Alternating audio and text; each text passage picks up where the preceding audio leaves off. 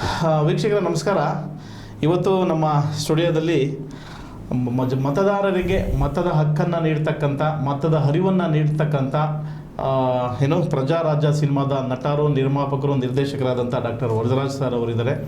ಏನಪ್ಪ ವಿಚಾರ ಅಂತಂದರೆ, ಇವತ್ತು ಸನಾತನ ಧರ್ಮ ಬಗ್ಗೆ ಮಾತನಾಡಲಿಕ್ಕೆ ಮತ್ತು ಅದರ ಸರಿಯೇನಾ ತಪ್ಪ, ಅದು ಸಂವಿಧಾನಾತ್ಮಕವಾಗಿ ಮತ್ತು ಕಾನೂನಾತ್ಮಕವಾಗಿ ಸರಿಯಾಗಿದೆಯಾ ತಪ್ಪಾಗಿದೆ ಏನು ಅನ್ನೋದ್ರ ಬಗ್ಗೆ ಮಾತನಾಡಲಿಕ್ಕೆ ನಮ್ಮ ಡಾಕ್ಟರ್ ವರದರಾಜ್ ಸರ್ ಅವರಿದ್ದಾರೆ. ಸರ್, ಕಾರ್ಯಕ್ರಮಕ್ಕೆ ಸ್ವಾಗತ. ತಾವು ಸಾಕಷ್ಟು ವಿಚಾರಗಳನ್ನು ಈಗಾಗಲೇ ತಿಳಿಸ್ಕೊಡ್ತಾ ಬರ್ತಾ ಇದ್ದೀರಾ. ಜನಗಳಿಗೆ ಒಂದು ಮತದಾನದ ಅರಿವಾಗಿರ್ಬೋದು, ರಾಜಕೀಯದ ಅರಿವಾಗಿರ್ಬೋದು, ಇತರೆ ಸಾಕಷ್ಟು ಅರಿವುಗಳನ್ನು ಮೂಡಿಸ್ಲಿಕ್ಕೆ ತಾವು ಈಗಾಗಲೇ ತಿಳಿಸ್ಕೊಟ್ಟಿದ್ದೀರಾ. ಈಗ ಏನು ಸನಾತನ ಧರ್ಮ ಬಗ್ಗೆ ಈಗೇನು ತಮಿಳುನಾಡಿನ ವಿರೋಧ ಪಕ್ಷದ ನಾಯಕರಾದಂತಹ ಉದಯನಿಧಿ ಸ್ಟಾಲಿನ್ ಅವರು ಸನಾತನ ಧರ್ಮವನ್ನು ಕಿತ್ತೊಗಿಬೇಕು ಅಂತೇಳಿ ಒಂದು ಮುಖ್ಯಮಂತ್ರಿಗಳ ಮುಂದೆ ಒಂದು ಸಂವಿಧಾನದಲ್ಲೇ ಈ ಒಂದು ಹೇಳಿಕೆಯನ್ನು ಕೊಟ್ಟಿರ್ತಕ್ಕಂಥದ್ದು. ಸರ್, ಇದು ಕಾನೂನಾತ್ಮಕವಾಗಿ ಸರಿನಾ ತಪ್ಪ ಅನ್ನೋದು ಒಂದು ಪ್ರಶ್ನೆ ಆಗಿದೆ. ಅದರ ಬಗ್ಗೆ ತಾವೇನು ಹೇಳ್ತೀರಾ ಸರ್? ವೀಕ್ಷಕರಿಗೆ ನಮಸ್ಕಾರ. ಇವತ್ತು ಈ ಒಂದು ಏನು ಟಾಪಿಕ್ ಡಿಸ್ಕಷನ್ ತೊಗೊಂಡಿದ್ದೀವಿ, ಜನರಲ್ಲಿ ಅಂದರೆ ಬರೀ ಸನಾತನ ಧರ್ಮದವರಿಗೆ ಅಂತಲ್ಲ, ಇಲ್ಲಿ ಹಿಂದೂ ಧರ್ಮ ಇರ್ಬೋದು, ಮುಸ್ಲಿಂ ಧರ್ಮ ಇರ್ಬೋದು, ಕ್ರೈಸ್ತ ಧರ್ಮ ಇರ್ಬೋದು, ಜೈನ ಧರ್ಮ ಇರ್ಬೋದು, ಬೌದ್ಧ ಧರ್ಮ ಇರ್ಬೋದು, ಪ್ರತಿಯೊಂದು ಧರ್ಮದವರೆಗೂ ಅವರದೇ ಆದ ಒಂದು ರೆಸ್ಪೆಕ್ಟ್ ಅಂತೀವಿ ನಾವು. ಅಂದರೆ ಸಾಮಾಜಿಕ ಸೊ ರೆಸ್ಪೆಕ್ಟ್ ಅಂತ ಏನಂತೀವಿ ನಾವು, ಅದು ಗೌರವಿಸಬೇಕಲ್ವಾ. ಸೊ ಆ ಒಂದು ನಿಟ್ಟಿನಿಂದ ಎಲ್ಲ ಧರ್ಮಗಳನ್ನು ಸೇರಿ ನಾನು ಇವತ್ತು ಮಾತಾಡ್ತಾ ಇರ್ತಕ್ಕಂಥದ್ದು, ಬರೀ ಸನಾತನ ಧರ್ಮದ ಬಗ್ಗೆ ಅಂತ ಹೇಳ್ತಾ ಇಲ್ಲ. ಯಾಕೆ ಟಾಪಿಕ್ ಉತ್ಪತ್ತಿ ಆಯಿತು ಅಂತ ಹೇಳಿದ್ರೆ, ಇಲ್ಲಿ ಬಹುಮುಖ್ಯವಾಗಿ ಇತ್ತೀಚಿನ ದಿನಗಳಲ್ಲಿ ಫಸ್ಟ್ ಅಂದರೆ ಸೆಷನ್ ಮಾಡ್ತಾರೆ ತಮಿಳುನಾಡಲ್ಲಿ. ನಮ್ಮ ವಿಜಯ್ ಅವರು ಮುಖ್ಯಮಂತ್ರಿಗಳಾದ ಮೇಲೆ ಫಸ್ಟ್ ಸೆಷನ್ ಏನು ಮಾಡ್ತಾರೆ ಆ ವಿಧಾನಸಭೆಯಲ್ಲಿ, ಅವತ್ತು ಆಪೋಸಿಷನ್ ಲೀಡರ್ ಆಗಿರ್ತಕ್ಕಂಥ ಉದಯನಿಧಿ ಸ್ಟಾಲಿನ್ ಅವರು ಒಂದು ಹೇಳಿಕೆಯನ್ನು ಕೊಡ್ತಾರೆ. ಸನಾತನ ಧರ್ಮವನ್ನು ನಾವು ಸಂಹಾರ ಮಾಡಬೇಕು, ನಾಶಪಡಿಸಬೇಕು, ಕಿತ್ತು ಒಗೆಯಬೇಕು ಅನ್ನೋ ಥರ ಹೇಳ್ತಾರೆ. ಇಲ್ಲಿ ಇವತ್ತು ನಾವು ಈಗ ನಾನೊಬ್ಬ ಸನಾತನ ಧರ್ಮ, ನಂದು ಹಿಂದೂ ಧರ್ಮ ಅಂತೇಳಿ ಅವರ ಬಗ್ಗೆ, ಅವರು ಈಗ ಬೇರೆ ಧರ್ಮದವರು, ಯಾವ ಧರ್ಮದ ನನಗೆ ಗೊತ್ತಿಲ್ಲ, ನಾನೀಗ ಅವಹೇಳನಕಾರಿಯಾಗಿ ಮಾತಾಡೋದಕ್ಕೆ ಹೋಗೋದಿಲ್ಲ, ಅದನ್ನು ತಿಳಿಸೋದಕ್ಕೆ ಇಷ್ಟಪಡ್ತೀನಿ. ನೋಡಿ, ಇಲ್ಲಿ ಯಾವುದೇ ಒಂದು ಧರ್ಮ ಆಗಿರಲಿ, ಸಾಕಷ್ಟು ಧರ್ಮಗಳಿದ್ದಾವೆ ನಮ್ಮಲ್ಲಿ. ಮುಖ್ಯವಾಗಿ ನಮಗೆ ಬೇಕಿರ್ತಕ್ಕಂಥದ್ದು ಮಾನವ ಧರ್ಮ. ಯಾರೇ ಆದರೂ ಮನುಷ್ಯ ಅಂತ ಯಾರು ಹಂಚ್ಕೊಳ್ತಾರೆ ಅವರಿಗೆಲ್ಲ ಬೇಕಿರ್ತಕ್ಕಂಥದ್ದು ಮಾನವ ಧರ್ಮ, ಎಲ್ಲರಿಗೂ ಅದು ಮುಖ್ಯವಾದದ್ದು. ಇಲ್ಲಿ ಸನಾತನ ಧರ್ಮವನ್ನು ಮುಗಿಸ್ತೀನಿ, ಅದನ್ನು ಸಂಹಾರ ಮಾಡಬೇಕು ಅಂತ ಆ ಉದಯನಿಧಿ ಸ್ಟಾಲಿನ್ ಅವರು ಏನು ಹೇಳಿದ್ರು, ಇದಕ್ಕೆ ಭಾಳಷ್ಟು ಚರ್ಚೆ ಆಗ್ತಿದ್ದಾವೆ, ಭಾಳಷ್ಟು ಜನ ಸ್ಟ್ರೈಕ್ ಮಾಡ್ತಾ ಇದ್ದಾರೆ, ಭಾಳಷ್ಟು ಜನ ಬೇರೆ ಕಡೆ ದೇಶಾದ್ಯಂತ ವ್ಯಾಪಕವಾಗಿ ವಿರೋಧ ವ್ಯಕ್ತಪಡಿಸ್ತಾ ಇದ್ದಾರೆ. ಆದರೆ ಅದನ್ನು ಒಂದು ಪ್ರಾಪರ್ ರೈಟ್ ವೇಲಿ ಯಾಕೆ ಅದನ್ನು ಸ್ಟ್ರೈಕ್ ಮಾಡೋದಾಗಲಿ, ವಿರೋಧ ವ್ಯಕ್ತಪಡಿಸೋದಾಗಲಿ ಮಾಡದೆ, ಯಾಕಂದರೆ ಸುಮಾರು ಈಗ ಯಾವ ಧರ್ಮದ ಬಗ್ಗೆ ಅವರು ಮಾತಾಡಿದ್ದಾರೆ, ಸುಮಾರು 70%ಕ್ಕೂ ಹೆಚ್ಚು ಜನ ಈ ಭಾರತದಲ್ಲಿ ಆ ಧರ್ಮದಲ್ಲಿ ಇದ್ದಾರೆ. ಆದರೂ ಕಾನೂನಾತ್ಮಕವಾಗಿ ಯಾಕೆ ಆ ಉದಯನಿಧಿ ಸ್ಟಾಲಿನ್ ಅವರು ಅರೆಸ್ಟ್ ಆಗಿಲ್ಲ? ಇದು ಈಗ ಪ್ರಶ್ನೆ ಉಳಿತಿರ್ತಕ್ಕಂಥದ್ದು. ಮುಖ್ಯಮಂತ್ರಿಗಳು ಇದರಲ್ಲೇ ನಡೀತಕ್ಕಂಥ, ಯಾಕಂದರೆ ಅದೇ ಆ ಮಾತನ್ನು, ಯಾಕಂದರೆ ಪ್ರತಿಯೊಂದು ಧರ್ಮಕ್ಕೂ, ಯಾವುದೇ ಒಂದು ಧರ್ಮ ಇರಲಿ, ಅದಕ್ಕೆ ಒಂದು ಪ್ರಾತಿನಿಧ್ಯ ಇರುತ್ತೆ, ಅದಕ್ಕೆ ಒಂದು ಗೌರವ ಇರುತ್ತೆ. ನಮ್ಮ ಇಂಡಿಯಾ ಅಂದರೆ ನಮ್ಮ ಈ ಭಾರತ ದೇಶದಲ್ಲಿ, ನಮ್ಮ ಸಂವಿಧಾನದಲ್ಲಿ, ನಮ್ಮ ಡಾಕ್ಟರ್ BR ಅಂಬೇಡ್ಕರ್ ಕೊಟ್ಟಂಥ ಈ ಸಂವಿಧಾನದಲ್ಲಿ ಪ್ರತಿಯೊಂದು ಧರ್ಮಕ್ಕೂ ಅದರದೇ ಆದ ಒಂದು ವೈಶಿಷ್ಟ್ಯ, ಅದರದೇ ಆದ ಒಂದು ಹಕ್ಕುಗಳನ್ನು ನೀಡಿದೆ. ಎಲ್ಲ ಧರ್ಮದವರು ಸಮಾನತೆಯನ್ನು ನೀಡಿದೆ ಅಂತ ಹೇಳ್ತಿರ್ತಕ್ಕಂಥದ್ದು. ಈ ಒಂದು ಸಮಾನತೆ ನೀಡಿರಬೇಕಾದ್ರೆ ಅದೇ ಉದಯನಿಧಿ ಸ್ಟಾಲಿನ್ ಅವರು ಎಲ್ಲೋ ಒಂದು ಸಮಾವೇಶಗಳೋ, ಸಮಾರಂಭಗಳೋ, ಏನೋ ಒಂದು ಪ್ರೆಸ್ ಮೀಟಲ್ಲೋ, ಬೇರೆ ಕಡೆ ಎಲ್ಲೋ ಈ ಮಾತನ್ನು ಹೇಳಿದ್ದಿದ್ರೆ ಹಗುರವಾಗಿ ಪರಿಗಣಿಸ್ಬೋದಿತ್ತು. ಏನೋ ಅವರ ಒಂದು ಪಕ್ಷದವರನ್ನ ಓಲೈಸ್ಕೊಳ್ಳೋಕ್ಕೆ ಅವ್ರು ಹೇಳ್ತಾ ಇದ್ದಾರೆ ಅಂತ ಹೇಳ್ಬೋದು.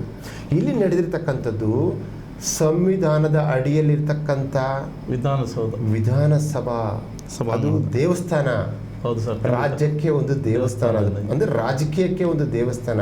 ಆ ಒಂದು ದೇವಸ್ಥಾನದಲ್ಲಿ ನೀವು ಎಲ್ಲ ಧರ್ಮಗಳು ಸಮಾನತೆ ಅನ್ನತಕ್ಕಂಥ ಒಂದು ದೇವಸ್ಥಾನದಲ್ಲಿ ಇವರು ಸನಾತನ ಧರ್ಮವನ್ನು ಅಳಿಸ್ತೀನಿ ಅಂದರೆ, 70% ಇರ್ತಕ್ಕಂಥ ಒಂದು ಧರ್ಮವನ್ನೇ ಕಿತ್ತೋಗಿದ್ದೀನಿ ಅಂತ ಹೇಳಿದ್ರೆ, ಅದು ಅಷ್ಟು ಅಂದರೆ ಹಗುರವಾಗಿ ತಗೊಳ್ತಕ್ಕಂಥ ಒಂದು ವಿಷಯ ಅಲ್ಲ.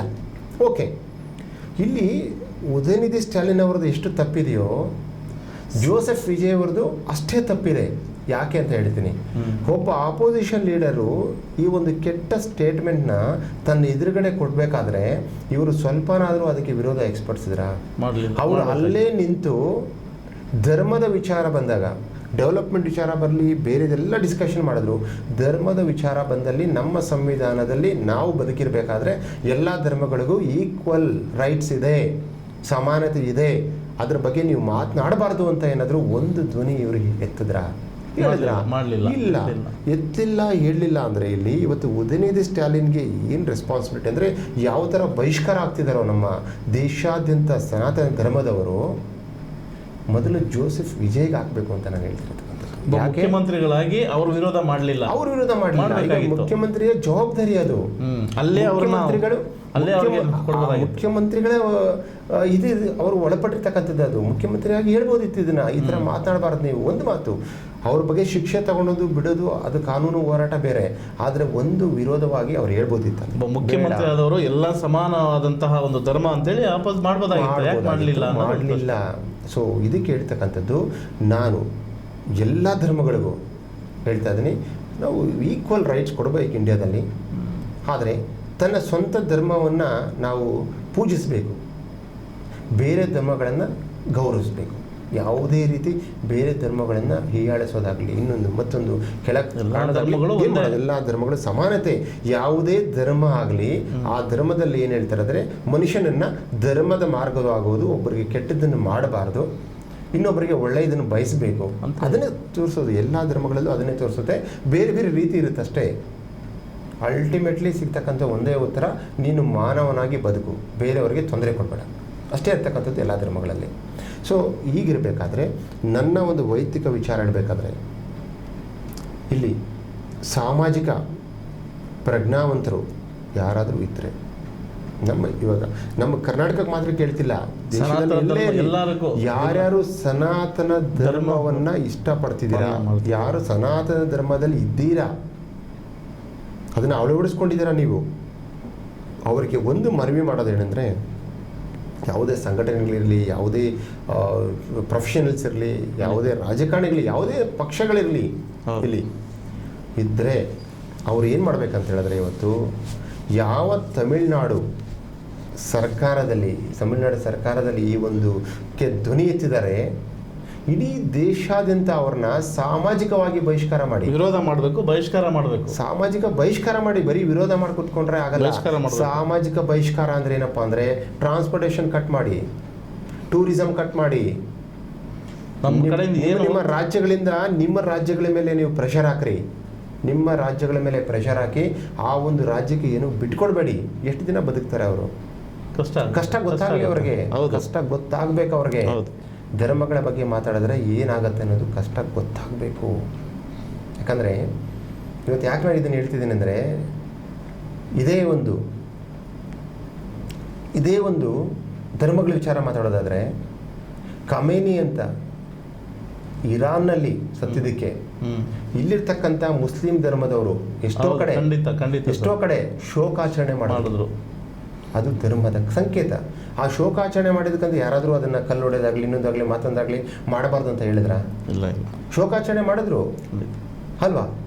ರೆಸ್ಪೆಕ್ಟ್ ಕೊಡಬೇಕು.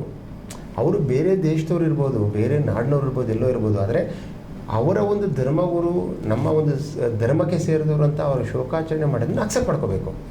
ಅದು ತಪ್ಪಂತಲ್ಲ, ಖಂಡಿತ ಅಲ್ವಾ? ಹಿಂಗೆ ಒಂದು ಧರ್ಮ ಅಂದಮೇಲೆ ಅದನ್ನು ಪಾಲಿಸ್ಬೇಕು. ಆದರೆ ಈಗ ಇರಾನಲ್ಲಿ ಸತ್ತಿದ್ದಕ್ಕೆ ಈಗ ನಮ್ಮಲ್ಲಿರ್ತಕ್ಕಂಥ ಮುಸ್ಲಿಂ ಬಾಂಧವರು ಅವ್ರಿಗೆ ಶೋಕಾಚರಣೆ ಮಾಡಿದ್ರು, ಅದನ್ನು ಮಾಡಬೇಕು, ಗೌರವ ಕೊಡಬೇಕು, ಇಲ್ಲ ಅಂತಲ್ಲ. ಅಂದಮೇಲೆ ನೀವು ನಿಮ್ಮ ದೇಶದಲ್ಲಿ ಇರ್ತಕ್ಕಂಥ ಒಬ್ಬ ವ್ಯಕ್ತಿ ನಿಮ್ಮ ಸನಾತನ ಧರ್ಮದಲ್ಲೇ ನಿಮ್ಮ ಅನ್ನ ತಿನ್ಕೊಂಡು, ನಿಮ್ಮ ಊಟ ಮಾಡಿಕೊಂಡು, ಅಲ್ವಾ, ಏನಾಗಿದ್ದಾರೆ ಸನಾತನ ಧರ್ಮದವರೆಲ್ಲ ಏನಾಗಿದ್ದಾರೆ? 70% ನೀವು ಇದ್ದುಕೊಂಡು ನೀವು ಅವರಿಗೆ ಒಂದು ಶಿಕ್ಷೆ ಕೊಡ್ಸೋಕ್ಕಾಗಲಿಲ್ಲ ಅಂತ ಹೇಳಿದ್ಮೇಲೆ ಇನ್ನು ಸನಾತನ ಧರ್ಮ ಅಂತ ನೀವು ಯಾಕೆ ಹೇಳ್ತೀರಾ ಅಂತ ನನ್ನ ಕ್ವಶನ್. ಯಾಕೆ ಹೇಳ್ಕೊತೀರಾ? ವಿಪರ್ಯಾಸ ಏನಂದ್ರೆ ಸರ್, ಎಲ್ಲಾ ಧರ್ಮದವರು ಪಾಲನೆ ಕರೆಕ್ಟಾಗಿ ಮಾಡ್ತಾರೆ, ಎಲ್ಲ ಧರ್ಮದಲ್ಲಿ ಇದೆ. ಈ ನಮ್ಮ ಹಿಂದೂ ಧರ್ಮದ ಜನದಲ್ಲಿ ನೋಡಿ ಇಷ್ಟೆಲ್ಲ ಆಗ್ತಾ ಇದ್ರು ಸುಮ್ಮನೆ ಇದ್ದಾರೆ. ಯಾಕೆ ಅವ್ರನ್ನ ಅರೆಸ್ಟ್ ಮಾಡಲಿಲ್ಲ? ಯಾಕೆ ಎಲ್ಲ ಕಡೆ FIR ಮಾಡಲಿಲ್ಲ? ಯಾಕೆ ತೊಂದರೆ? ಜೊತೆಗೆ ನಾನು ಹೇಳಿದ್ದೇನು ಗೊತ್ತಾ, ಇವತ್ತು ಈ ಧರ್ಮದ ಬಗ್ಗೆ ಯಾಕೆ ಮಾತಾಡಿದ್ರು, ಒಂದು ಸನಾತನ ಧರ್ಮ ಬಗ್ಗೆ ಉದಯನಿಧಿ ಸ್ಟಾಲಿನ್ ಮಾತಾಡಿದ್ದಾರೆ. ಬೇರೆ ಧರ್ಮದವರು ಅವರನ್ನು ಗುರಿಯಾಗಿರಿಸ್ಬೇಕು, ಬೇರೆ ಧರ್ಮದವರು ಅವ್ರ ಬಗ್ಗೆ ಕಂಪ್ಲೇಂಟ್ ಕೊಡಬೇಕು. ಇವತ್ತು ಈ ಧರ್ಮದಾಗೆ ಮಾತಾಡಿದವನು ನಾಳೆ ನಮ್ಮ ಧರ್ಮದಕ್ಕೂ ಮಾಡ್ತಾನೆ. ಅವರು ಮಾಡಬೇಕು. ಧರ್ಮದ ಬಗ್ಗೆ ವಿಷ ಹಚ್ಚೋರು, ಕಿಡಿ ಕಾರತಕ್ಕಂಥವ್ರು ವಿಷ ಜಂತುಗಳು. ಇವತ್ತು ಇವನು ಹಿಂಗೆ ಬಿಟ್ಟರೆ ಸನಾತನ ಧರ್ಮದ ಬಗ್ಗೆ ಮಾತಾಡಿದವನು ನಾಳೆ ಕ್ರಿಶ್ಚಿಯನ್ ಧರ್ಮದ ಬಗ್ಗೆನೂ ಮಾತಾಡ್ತಾನೆ, ನಾಳೆದ್ದು ಮುಸ್ಲಿಂ ಧರ್ಮದ ಬಗ್ಗೆ ಮಾತಾಡ್ತಾನೆ, ನಾಳೆದ್ದು ಇನ್ನೊಂದು ಧರ್ಮದ ಬಗ್ಗೆನೂ ಮಾತಾಡ್ತಾನೆ. ಅವ್ರಿಗೆ ಚಟ ತೆವಲು ಅದು ಒಂದು ಅವ್ರಿಗೆ ಇರ್ತಕ್ಕಂಥದ್ದು. ಏನೋ ನಾನು ಗ್ರೇಟ್ ಅನ್ಸ್ಕೊಳಕ್ಕೆ, ಏನೋ ನಾನು ಕಾಣಿಸ್ಕೋಬೇಕು ಪಬ್ಲಿಕ್ ಫಿಗರು, ಅದ್ರ ಬಗ್ಗೆ ಡಿಸ್ಕಷನ್ ಆಗಬೇಕು ಅಂತ ಚಟ ಇರುತ್ತೆ ಅವ್ರಿಗೆ.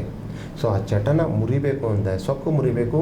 ಇನ್ನೊಂದು ಸಾರಿ ಒಂದು ಧರ್ಮದ ಬಗ್ಗೆ ನಮ್ಮ ಭಾರತ ದೇಶದಲ್ಲಿ ಯಾರು ಮಾತನಾಡಬಾರ್ದು ಅಂದರೆ ಈ ಥರ ಒಂದು ಅಂದರೆ ಯೋಗ್ಯತೆ ಉಳ್ಳ, ಜವಾಬ್ದಾರಿಯುತ ಉಳ್ಳ ಸ್ಥಾನದಲ್ಲಿರ್ತಕ್ಕಂಥ ವ್ಯಕ್ತಿ ಮಾತನಾಡಬಾರ್ದು ಅನ್ನೋದಿದ್ರೆ ದಯವಿಟ್ಟು ದೇಶಾದ್ಯಂತ ತಮಿಳುನಾಡು ಗೌರ್ಮೆಂಟ್ನ ಸಾಮಾಜಿಕವಾಗಿ, ಆರ್ಥಿಕವಾಗಿ, ಮಾನಸಿಕವಾಗಿ ಅವರನ್ನು ದೂರ ಇಡಿ, ಬಹಿಷ್ಕಾರ ಮಾಡಿ. ವಿಜಯ್ ಜೋಸೆಫ್ ಅನ್ನೋರು ಏನಿದ್ದಾರೆ, ಇವತ್ತು ಜೋಸೆಫ್ ವಿಜಯ್ ಅವರು ಏನಿದ್ದಾರೆ, ಅವ್ರ ಮೇಲೆ ಒತ್ತಡ ಇಡಿ.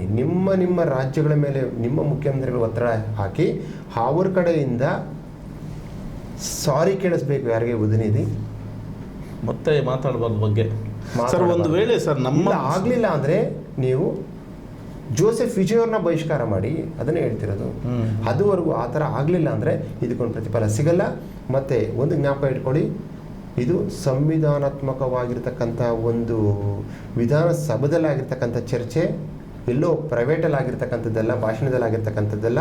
ಇದು ಸಂವಿಧಾನಾತ್ಮಕವಾಗಿ ಅವರನ್ನು ಕೋರ್ಟ್ಗೆ ಪ್ರೊಡ್ಯೂಸ್ ಮಾಡಿದ್ರೆ ಈ ಒಂದೆಲ್ಲ ಪಾಯಿಂಟ್ಸ್ನ ಆ್ಯಡ್ ಮಾಡಿಕೊಂಡು ಅವರು ಎಲ್ಲಿ ಹೇಳಿದ್ದಾರೆ, ಯಾವ ಸಂದರ್ಭದಲ್ಲಿ ಹೇಳಿದ್ದಾರೆ, ಯಾರ ಮುಂದೆ ಹೇಳಿದ್ದಾರೆ, ಇದನ್ನೆಲ್ಲ ಪರಿಗಣಿಸ್ಕೊಂಡು ಅವ್ರನ್ನ ಕೋರ್ಟ್ ಮುಂದೆ ಇಟ್ಟರೆ 100% ಹೇಳ್ತಾ ಇದ್ದೀನಿ, 24 ಗಂಟೆ ಒಳಗಡೆ ಅವ್ರನ್ನ ಅರೆಸ್ಟ್ ಮಾಡ್ತಾರೆ, ಅವರು ಜೈಲಲ್ಲಿ ಇರ್ತಾರೆ. ಸರ್ ಒಂದು ವೇಳೆ ನಮ್ಮ ಸನಾತನ ಧರ್ಮದ ಬಗ್ಗೆ ಬಿಟ್ಟು ಬೇರೆ ಧರ್ಮದ ಬಗ್ಗೆ ಮಾತನಾಡಿದ್ರೆ ಇಷ್ಟೊತ್ತಿಗೆ ಆಲ್ರೆಡಿ ಅಲ್ಲೋಲ ಕಲ್ಲಲ್ಲ ಸೃಷ್ಟಿ ಆಗ್ತಾ ಇತ್ತು. ಇಷ್ಟೊತ್ತಿಗೆ ಅವರು ಅರೆಸ್ಟ್ ಆಗ್ತಾ ಇದ್ರು, ಅವರೆಲ್ಲ ಒಗ್ಗೂಡ್ಕೊಂಡು ನಿಂತ್ಕೊಂತಿದ್ರು, ಅರೆಸ್ಟ್ ಆಗ್ತಾ ಇದ್ರು. ಇಲ್ಲಿ ಏನೋ ಒಂದು ಈ ವಿಚಾರದಲ್ಲಿ ಬಹಳಷ್ಟು ಜನ ಸ್ಟ್ರೈಕ್ ಮಾಡ್ತಿದ್ರೆ ಅವ್ರ ಕಾನೂನಾತ್ಮಕವಾಗಿ ಅವರು ಮುನ್ನಡೀತಾ ಇಲ್ಲ ಅಂತ ನನಗೆ ಅನಿಸಿಕೆ. ಸೊ ಈಗಲೂ ಕಾಲ ಮಿಂಚಿಲ್ಲ, ನಮ್ಮ ಕರ್ನಾಟಕದವರೇ ಮುಂದೆ ನಮ್ಮ ಪಕ್ಕದಲ್ಲಿದ್ದೀವಿ. ಪಕ್ಕದ ರಾಜ್ಯಕ್ಕೆ ನಮ್ಮ ಕಡೆಯಿಂದ ಹೋಗ್ಬೇಕಿರೋ ಆರ್ಥಿಕ ಹೇಳಿದ್ನೆಲ್ಲ, ಮಾನಸಿಕವಾಗಿ, ಆರ್ಥಿಕವಾಗಿ, ಸಾಮಾಜಿಕವಾಗಿ ಬಹಿಷ್ಕಾರ ನಾವು ಮಾಡಿದ್ರು ಕೂಡ ಅವರು ಸಾರಿ ಕೇಳ್ತಾರೆ ಅನ್ನೋ ನಂಬಿಕೆ ನನಗಿದೆ. ಸೊ ದಯವಿಟ್ಟು ಇಲ್ಲಿ ಸಂಘಟನೆಗಳಿರ್ಬೋದು, ಪ್ರೊಫೆಷನಲ್ಗಳಿರ್ಬೋದು, ರಾಜಕಾರಣಿಗಳಿರ್ಬೋದು, ಇಂಥ ವಿಷಯ ಬಂದಾಗ ನೀವು ಯಾವುದೇ ರಾಜಕೀಯ ಪಕ್ಷದಲ್ಲಿರಲಿ ನಿಮ್ಮ ಧರ್ಮದ ಪರವಾಗಿ ನೀವು ನಿಲ್ಲಬೇಕು ಅಂತ ನಮ್ಮ ರಾಜಕಾರಣಿಗಳಿಗಂತೂ ನಾನು ಕೇಳ್ಕೊತೀನಿ, ಜನಗಳನ್ನೂ ಕೇಳ್ಕೊತಿದ್ದೀನಿ. ಅದೇ ಥರ ಸಂಘಟನೆಗಳನ್ನು ಕೇಳ್ಕೊತಾ ಇದ್ದೀನಿ. ಸಂಘಟನೆಗಳು ಅಂದರೆ ಬರೀ ಹಿಂದೂ ಪರ ಸಂಘಟನೆ ಕೇಳ್ಕೊತಾ ಇಲ್ಲ, ಹಿಂದೂ ಪರ ಇರ್ಬೋದು, ಮುಸ್ಲಿಂ ಪರ ಇರ್ಬೋದು, ಕ್ರಿಶ್ಚಿಯನ್ ಪರ ಇರ್ಬೋದು, ಎಲ್ಲ ಸಂಘಟನೆಗಳು ಒಂದುಗೂಡಿ ಅವ್ರಿಗೆ ಶಿಕ್ಷೆ ಮಾಡೋ ಥರ ಮಾಡಿದ್ರೆ ನಾಳೆ ನಿಮ್ಮ ಧರ್ಮಗಳು ಒಂದು ಉಳಿವಿರುತ್ತೆ ಅಂತ ನಾನು ಹೇಳೋಕ್ಕೆ ಇಷ್ಟಪಡ್ತೀನಿ. ನೋಡಿದ್ರಲ್ಲ ವೀಕ್ಷಕರೇ, ಸನಾತನ ಧರ್ಮದ ಬಗ್ಗೆ ನೋಡಿ ಸಾಕಷ್ಟು ವಿಚಾರಗಳನ್ನು ತಿಳಿಸ್ಕೊಟ್ಟಿದ್ದಾರೆ. ಎಷ್ಟೋ ಜನಕ್ಕೆ ಗೊತ್ತಿಲ್ಲ ವಿಚಾರ, ಏನೋ ಸುಮ್ಮನೆ ಆಗ್ಬಿಡ್ತಾರೆ. ನೋಡಿ ಸನಾತನ ಧರ್ಮದ ಬಗ್ಗೆ ಇಷ್ಟೆಲ್ಲ ಮಾತನಾಡಿದ್ರು ಕೂಡ ಒಂದು ಧರ್ಮದಲ್ಲಿ 70% ಹಿಂದೂ ಸನಾತನ ಧರ್ಮವನ್ನು ಪಾಲನೆ ಮಾಡ್ತಕ್ಕಂಥ ಜನ ಇದ್ರೂ ಕೂಡ ಒಂದು FIR ಮಾಡ್ಲಿಕ್ಕೆ ಆಗಲಿಲ್ಲ ಅಂತ ಬೇಸರ ವ್ಯಕ್ತಪಡಿಸ್ತಾ ಇರ್ತಕ್ಕಂಥದ್ದು ನಮ್ಮ ಡಾಕ್ಟರ್ ವರದರಾಜ್ ಸರ್ ಅವರು. ದಯಮಾಡಿ ಹಿಂದೂಗಳು ಏನೇನಿದ್ದಾರೆ, ಸನಾತನ ಧರ್ಮ ಯಾರ್ಯಾರು ಪಾಲನೆ ಮಾಡ್ತಾ ಇದ್ದೀರಾ, ಇವರು ಏನು ಹೇಳ್ದಂಗೆ ನಮ್ಮ ಈಗೇನು ಡಾಕ್ಟರ್ ವರದರಾಜ್ ಸರ್ ಅವರು ನೀಟಾಗಿ ಕೊಟ್ಟಿದ್ದಾರೆ. ಆ ತಮಿಳುನಾಡಿನ ಬಹಿಷ್ಕಾರ ಮಾಡಿ, ಟೂರಿಸಮನ್ನು ಕಟ್ ಮಾಡಿ, ಏನು ಆರ್ಥಿಕವಾಗಿ ಏನು ಹೋಗ್ಬೇಕು ಅದೆಲ್ಲ ಕಟ್ ಮಾಡಿದ್ರೆ ಇದಕ್ಕೊಂದು ಧರ್ಮಕ್ಕೆ ಒಂದು ನ್ಯಾಯ ಸಿಗ್ದಂಗೆ ಆಗುತ್ತೆ ಅಂತ ಹೇಳ್ತಾ ಇದ್ದಾರೆ. ಹಾಗಾಗಿ ಪ್ರತಿಯೊಬ್ಬರು ಇದನ್ನು ಅರ್ಥಕೊಂಡು ಅತಿ ಶೀಘ್ರದಲ್ಲೇ ಉದಯನಿಧಿ ಸ್ಟಾಲಿನ್ ಏನು ಸನಾತನ ಧರ್ಮದ ಬಗ್ಗೆ ಮಾತನಾಡಿದ್ದಾರೆ ಅವ್ರ ಮೇಲೆ ಕೇಸ್ ಆಗಬೇಕು, FIR ಆಗಬೇಕು, ಅವ್ರನ್ನ ಬಂಧಿಸಬೇಕು ಅಂತ ನಾನು ಕೂಡ ಈ ಮೂಲಕ ತಮ್ಮಲ್ಲಿ ನಾನು ಕೇಳ್ಕೊಳ್ತೇನೆ. ವೀಕ್ಷಕರೇ ನಮಸ್ಕಾರ.